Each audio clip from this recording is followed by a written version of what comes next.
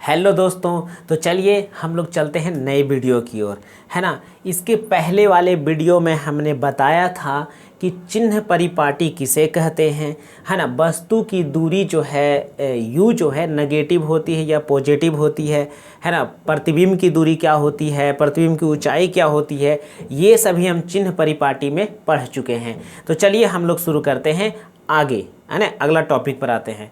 हमारा अगला टॉपिक है, जैसे कि यहाँ हम पहले ही नोट में हम लिख चुके हैं, चिन्ह परिपाटी के बाद हम लोग क्या होगा कि न्यूमेरिकल लिखेंगे, है ना, फार्मूले साबित करेंगे, तो उसी के बारे में हम लोग आ रहे हैं।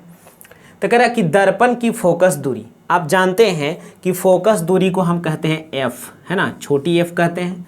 और वक्रता त्रिज्या को हम छोटी आर कहते हैं, या तो इसको हम बड़ी आर भी कह सकते हैं, दोनों इसको कहते हैं। कहता है फोकस दूरी जो होती है वह वक्रता त्रिज्या की आधी होती है। फोकस दूरी जो होती है अर्थात एफ जो होती है वो वक्रता त्रिज्या की आधी होती है। क्या होती है? आधी होती है। या वक्रता त्रिज्या जो है यानी आर जो है, आर वह फोकस दूरी का मतलब होता है एफ का दुगना होता है। क्या होता है? दुगना होता है। दोनों आप गौर से देखिए, एक ही चीज लिखा हुआ है, दोनों कोई अलग अलग पॉइंट नहीं है। यहाँ पर देखिए, यहाँ पर 2 था क्या डिवाइड में, तो इधर मल्टीपल होगा तो 2f होगा कि नहीं, r बराबर 2f। अर्थात थोड़ा सा आप इधर पिक्चर में थोड़ा सा समझ जाइए, पिक्चर हम यहाँ पर भी बना दे रहे हैं। मान लीजिए कि ये अवतल दर्पण हम ले लिए इस प्रकार से, अवतल दर्पण है। कौन सा दर्पण है? अवतल। तो अवतल दर्पण में आप देखिए क्या है कि इसका होता है ध्रुव होता है दर्पण का। यहाँ पर जो हम लेते हैं ये फोकस होता है और ये होता है सेंटर।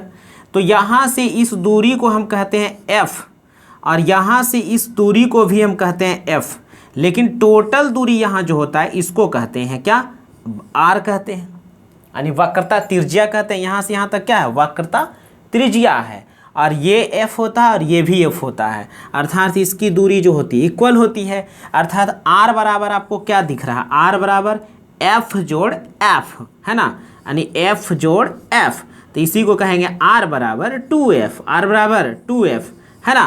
तो ये जो 2 इधर है तो इधर भागा में आएगा, तो f बराबर हो जाएगा r/2। तो ये सवाल आपको ऑब्जेक्टिव में ऐसे आएगा कि यदि किसी अवतल दर्पण का या उत्तल दर्पण की फोकस दूरी यदि 10 सेंटीमीटर है, फोकस दूरी यदि 10 सेंटीमीटर है, तो वक्रता त्रिज्या कितनी होगी? तो 10 यहाँ रखिएगा, 10 दूना 20, यानी फोकस दूरी का दुगना होता है वक्रता त्रिज्या। तो ये फोकस दूरी 10 सेंटीमीटर, तो दुगना करिएगा तो हो जाएगा r बराबर 20 सेंटीमीटर। या दूसरा सवाल आपको देगा कि जैसे सवाल देखिए, ये सवाल आप लिख सकते हैं ना, जैसे रहेगा R तथा F में रिलेशन बताइए, संबंध बताइए। क्या बताइए? संबंध। ये ऑब्जेक्टिव सवाल रहता है कि किसी गोलीय दर्पण के वक्रता त्रिज्या और फोकस दूरी के बीच का रिलेशन क्या होता है। तो किसी भी गोलीय दर्पण की फोकस दूरी और वक्रता त्रिज्या के बीच का रिलेशन होता है r बराबर 2f, या तो f बराबर r/2। यही इसका रिलेशन है। दोनों में से कोई भी आप लीजिए, दोनों रिलेशन है ना। ये ऑब्जेक्टिव में भी आपको सवाल आएगा, है ना। तो जल्दी से नोट कर लीजिए। तो चलिए दोस्तों, हम लोग सीखते हैं कि अवतल दर्पण में यानी कॉनकेव मिरर में r बराबर 2f या f बराबर r/2 कैसे होता है, यानी सिद्ध करना है, इसको प्रूफ करना है। तो चलिए ना हम लोग सीखते हैं। आती है सामने में हम लोग को बनाते हैं ना। तो यहाँ पर क्या करते हैं, सबसे पहले अवतल दर्पण का हम किरण आरेख खींचते हैं, ठीक है। तो यहाँ पर देखिएगा ध्यान से, यदि एग्जाम में आप इसका आंसर लिख रहे हैं तो राइट साइड आपका पिक्चर दीजिए और लेफ्ट साइड में लिखिए, या उस तरह से नहीं करते हैं तो ऊपर पिक्चर बनाइए, नीचे आप लिखिए। आया समझ में? तो चलिए पहले पिक्चर बनाइएगा, ठीक है। तो अवतल देखिएगा कैसे हम पिक्चर बनाते हैं। ये अवतल दर्पण है ना, बड़ा सा अवतल दर्पण है। ये अवतल दर्पण इस प्रकार से हो गया। ये आपका जो है m और n, दर्पण का नाम हम दे दिए mn। अच्छा, हम आपको तो पता है बीच में जब इस प्रकार से खींचते हैं तो ये हमारा होता है दर्पण का ध्रुव P है। ये है प्रधान अक्ष XP, क्लियर। ये जो है आपतित किरण है, ठीक है। ये आने वाली किरण को थोड़ा सीधा करिएगा, है ना। ये आपतित किरण है, क्लियर है, सीधा लग रहा है।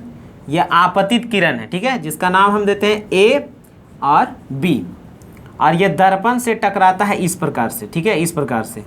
तो यहाँ पर निकाल देते हैं, ये आपका निकल जाता है ए बी। यहाँ पर आप दीजिए एफ।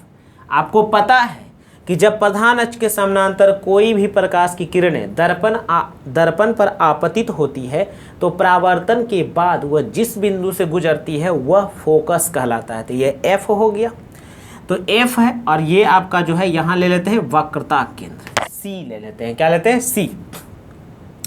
अब यहाँ पर देखो ये बी है, यहाँ पर सी नाम दे देते हैं, ठीक है, बी सी। अच्छा, सी तो वक्रता केंद्र है, इसका कुछ और नाम दीजिए, ठीक है। बी और डी नाम लिख देते हैं, सी वक्रता केंद्र है, ठीक है। अच्छा, अब यहाँ से क्या करते हैं ना कि यहाँ से एक परपेंडिकुलर डालते हैं। परपेंडिकुलर का मतलब होता है अभिलंब। क्या होता है? ये अभिलंब डालते हैं, तो एंगल ये और ये बन जाता है, ये अभिलंब है। ये क्या है?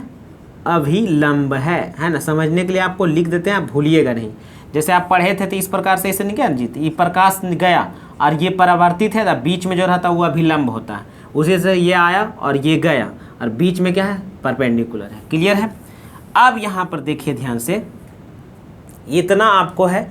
अब इसी चित्र को जानते हैं लिख लेना है, तो यहाँ पर देखिए लिख लेंगे, है ना। हम तो क्वेश्चन में तो फिगर दिया नहीं है, माने हैं, तो लिखेंगे माना कि MN एक अवतल दर्पण है। माना कि MN एक अवतल दर्पण है, अवतल दर्पण है।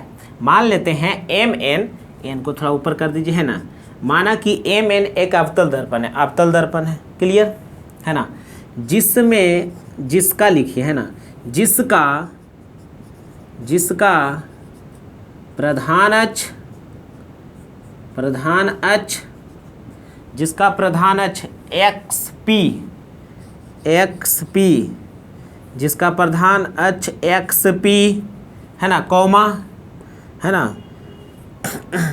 आपतित किरण क्या है? AB है ना। परावर्तित किरण कौन है? परावर्तित किरण कौन है जी?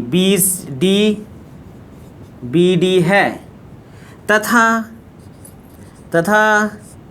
है ना, तथा देखिए ध्यान से, तथा फोकस दूरी, कौन दूरी जी? फोकस दूरी PF। देखिए ये वाला फोकस दूरी है, क्या है? फोकस दूरी है PF।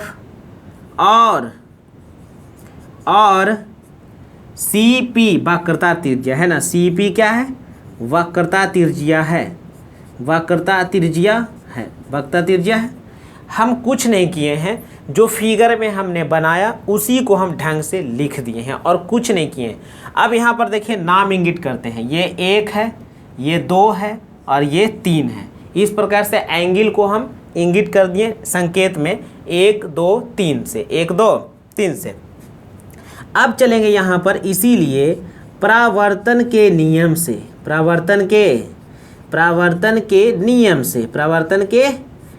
से आपको पता है ना कि प्रकाश ये वाला आ रही है और ये परपेंडिकुलर अभिलंब है, तो इसके बीच बने कोण को क्या कहेंगे? आपतन कोण। कौन? और ये है परावर्तित किरण और ये अभिलंब है, इसके बीच के कोण को हम कहेंगे परावर्तन कोण। तो अर्थात परावर्तन के नियम से होता है, दूसरा नियम से कोण 1 बराबर कोण 2, कोण 1 बराबर कोण 2 होता है। ये आपका समीकरण इक्वेशन 1 हुआ। ये क्लियर है? कंसेप्ट देखिए बढ़िया से सीखते जाइए, याद नहीं करिए। 1 बराबर 2 ये प्रकाश के परावर्तन के रूल से होता है, आपतन कोण बराबर परावर्तन कोण। क्लियर है यहाँ तक? अब दूसरा जो आता है वह देखिए यहाँ पर क्या है जी? AB है, पैरेलल किसके है? XP के, है ना। यहाँ पर दिया गया AB पैरेलल XP, ये समानांतर है, ये लिखा, ये समानांतर है, तभी तो F पर कटा। तो समानांतर है तो ये वाला जो एंगल है और ये वाला एंगल है ना, जब दो समानांतर रेखा को एक तिर्यक रेखा काटे तो एकांतर के एंगल आपस में क्या होते हैं? बराबर होते हैं। तो ये एकांतर ये 1 है और ये 3 है, देखिए ना, 1 और ये क्या है? 3 है, 1 और ये क्या है? 3 है। यानी एकांतर कौन से बराबर है? यानी यहाँ लिख सकते हैं कोण 1 बराबर कोण 3, कोण 1 बराबर कोण 3, है ना। किससे करेंगे? तो समीकरण 2, ये कहाँ से है जी? तो एकांतर कोण है। कौन है जी? एकांतर कोण, एक रेखा के अंतर में स्थित है एंगल। समझ रहे हैं आप? ठीक है। अब जब यहाँ आप लिख लिए हैं तो आप ध्यान दीजिए, है ना, आप पेज में, दूसरा पेज में लिखिएगा, ये पेज आपका भर चुका है, तो यहाँ से जो है बराबर हो चुका है, तो लेकिन समीकरण 1 और 2 से, है ना, चलेंगे। समीकरण 1 एंड किससे जी? 2 से। 1 एंड किससे जी? 2 से चल दीजिए। तो समीकरण 1 और देखो LHS में कोण 1 और 1 है, तो LHS तो बराबर है, तो जब LHS बराबर हो गया तो RHS भी हमारा क्या होगा? बराबर होगा। यानी यहाँ पर हम लिख देंगे क्या? कोण 2 बराबर कोण 3। ये हमें अब मालूम हो गया। समीकरण 1 और 2 से हमें प्राप्त हुआ कि कोण 2 और कोण 3 बराबर हैं। तो जब किसी भी त्रिभुज का 2 एंगल बराबर हो तो उसके सामने वाला भुजा भी दोनों बराबर होते हैं। अर्थात 2 के सामने वाला भुजा कौन सा है? ये है। और 3 के सामने वाला भुजा कौन है? ये है। अर्थात हम कह सकते हैं इसीलिए, है ना, इसीलिए कह सकते हैं हम कि BF बराबर जो है CF है। BF बराबर क्या है? BF बराबर CF है। या तो आप कहिए CF बराबर BF है, यानी ये दोनों आपस में क्या है? दोनों दूरी आपस में क्या है? बराबर है। क्योंकि त्रिभुज का 2 एंगल बराबर तो उसके सामने का 2 भुजा भी बराबर होते हैं। यानी यह जो है यहाँ पर कह सकते हैं कि इसीलिए त्रिभुज जो है BFC, है ना, या करिए BCF बोलिए, अच्छा लगेगा। BCF एक समबाहु त्रिभुज है। कौन त्रिभुज है? समबाहु त्रिभुज है। समबाहु त्रिभुज है। समबाहु त्रिभुज है। क्लियर है यहाँ तक? यहाँ तक आपको पूरा बढ़िया से समझ में आ गया होगा। तो यहाँ पर देखिए थोड़ा सा मिस्टेक यहाँ कर दिए, समद्विबाहु होगा। क्या होगा? समद्विबाहु त्रिभुज होगा। समद्विबाहु त्रिभुज यानी सम मने बराबर, द्वि मने 2, बाहु मने भुजा। जिस त्रिभुज की 2 भुजाएं बराबर होती है वह समद्विबाहु त्रिभुज होती है। ठीक है, मिस्टेक में वहाँ पर लिख दिए थे समबाहु। क्लियर? अब देखो, यदि हमारा दर्पण का द्वारक छोटा होता, क्या होता? दर्पण का द्वारक जो इस तरह है, अगर हम छोटा कर दें, समतल दर्पण की तरह कर दें, तो क्या होता? तो यहाँ पर क्या लिखेंगे? यदि दर्पण का द्वारक छोटा हो जाए या बिंदु P और B एक ही हो, हम ऐसा मानते हैं, फिर से माना कि, है ना, ये पुनः मान रहे हैं, फिर से हम यहाँ पर मानने का काम कर रहे हैं। माना कि, है ना, बिंदु B, बिंदु क्या जी? बिंदु B P के काफ़ी निकट है। P के काफ़ी निकट है। P के काफ़ी निकट है। या तो इसको इस प्रकार से लिख सकते हैं कि दर्पण का द्वारक बहुत छोटा है, इसीलिए B जो है P के पास है। या तो डायरेक्टली ये लिख दीजिए, पुनः माना कि हमको तो साबित करना है, जैसे आए। ठीक है, तो साबित कंसेप्ट से आए, मैंने जैसे नहीं, मैंने बढ़िया कंसेप्ट से। तो जो B है वह P के काफ़ी निकट है। अब बताओ, जब ये जो B जो होगा काफ़ी इसके निकट आएगा तो ये दोनों का लेंथ आपस में क्या होगा? बराबर होगा। ये दोनों का लेंथ आपस में क्या होगा? बराबर होगा। अर्थात हम कह सकते हैं इसीलिए BF बराबर क्या होगा? इसीलिए BF बराबर FP, या तो PF कह दीजिए, है ना। अब यहाँ पर देखिए, अच्छा E हुआ का जो ऊपर दिए गए हैं उसके कंसेप्ट से ये बराबर आया। अब जो है हमको पहले से ज्ञात है, यह देखो ये दोनों हमको पहले से मालूम है ना। मालूम क्या है? कि इसके बराबर ये है, इसके बराबर क्या है? ये है। तो यहाँ पर आप लिख सकते हैं कि, या तो यहीं पर आपको देखिए लिखा हुआ है, तो यदि आप इसको और अच्छा तरीका से लिखना चाहते हैं तो देखिए इसको समीकरण 3 कर दीजिए, इसको समीकरण कर दीजिए 4। समझे कि नहीं? समीकरण 3 और 4। अब LHS बराबर, तो RHS क्या होगा? तो यहाँ पर से चल दीजिए समीकरण 3 एंड किससे जी? 4 से। समीकरण 3 एंड किससे जी? 4 से। थोड़ा सा यहाँ पर रूल थोड़ा सा चेंज किए हैं, ध्यान दीजिएगा। तो BF बराबर है तो क्या हो जाएगा इसमें? RHS बराबर CF बराबर क्या होगा? CF बराबर FP। CF बराबर FP, अर्थात CF और FP क्या है? बराबर है। और हम जानते हैं कि इस दूरी को हम F कहते हैं। क्या कहते हैं? ये फोकस दूरी होता है। तो इसीलिए हमें पता है यह F है और यह भी कितना है? F है। ये भी तो है फोकस दूरी, ये फोकस दूरी है, ये F है, तो ये भी F है। तो इसीलिए हम कह सकते हैं ना कि CP बराबर, क्या बराबर?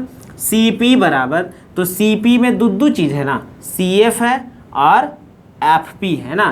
तो जगह CF जोड़ FP, ये 2 चीज़ है। पूरे CF में ये है और ये है, ठीक है।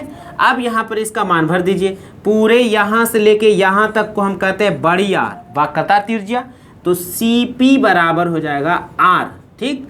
और इसके मतलब भी हो जाएगा, ये दोनों का मतलब F है, तो इसके मतलब F और इसके मतलब भी F, तो R बराबर हो गया 2F, F 2F, या तो इसी को हम लिख सकते हैं F बराबर क्या होगा R/2। ये हो गया हमारा PROVD प्रूव्ड। तो ये जो है हमारा अवतल दर्पण के लिए था। बिल्कुल ये सवाल 5 नंबर का आता है एग्ज़ाम में, तो इसको बढ़िया सा आप देखिए और इसको समझ में ना आए तो फिर से दोबारा इसको देखिए कि किस प्रकार से हम इसको लिखे हैं। यहाँ तक तो कोई चेंज ही नहीं है, जो पिक्चर है उसी चीज़ को लिख दिए हैं, ठीक है। बाकी थोड़ा थोड़ा सब जगह रूल लगा दिए, तो इसको जल्दी से लिखिए।